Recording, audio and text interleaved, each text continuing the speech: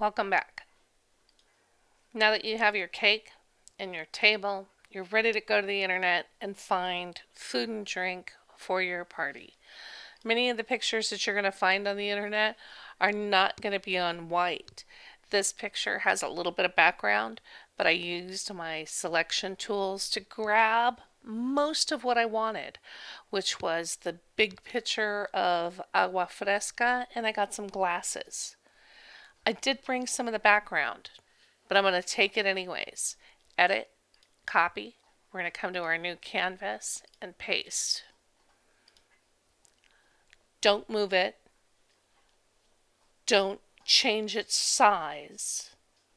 The first thing you want to do is deal with how much of the picture are you going to keep. You do have an eraser and you have used it before. But when you erase, you actually delete and damage an image. Command Z. In your layer window, at the base of the layer window, you're going to find a symbol that is a white box with a black circle. This is a layer mask.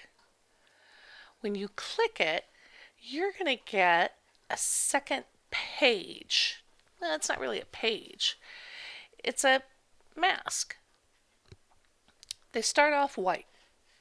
When you have a mask and you get a brush, your chips down here are no longer paint. They're no longer black and white. They're reveal and hide. Black is reveal. So I have black here, and I have a pretty good size brush, and I'm going to start covering this up. Now, let's get closer. I'm going to close the layer window for just a second by using the arrows at the top, and I'm going to click on the navigator. Let's zoom in and cover. It looks like I'm erasing. And just like with an eraser, I want to use the big brush where the big brush is appropriate. And then I'm going to drop down to a smaller brush because I can't do everything with a big brush. I got a lot. All right, let's shrink it down. Now, okay, wait. Before I shrink it down, let's say I make a mistake and I take out something I don't want. I'm going to flip my chips and blow it right back in because I'm not actually erasing. I'm covering. Actually, I don't like this back here. I'm going to cover that. Oh, that's the plate. All right, well, let's get a little closer. Let's get a little smaller. Because a smaller brush can get into smaller areas. The biggest problem is that people try to use a great big brush in a little tiny area. And of course they take out more than they need to.